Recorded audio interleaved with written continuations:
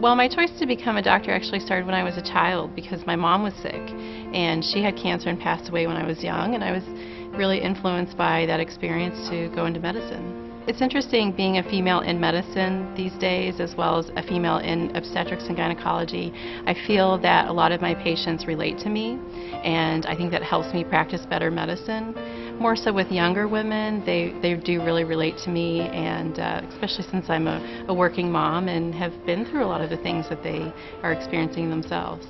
I do think it's important to build trust with patients, and you know, I let them know it's a long process, and I think by being genuine, by being honest and real, that people, they see through and they feel a sense of genuine caring and trust, and then will, you know, over time through the course of their pregnancy, feel comfortable with allowing us to be a part of their, you know, biggest day ever. Oh, the childbirth experience, I mean, it's undescribable. It's the best part of my job, no doubt. And I feel privileged to be a part of that for every family that I help.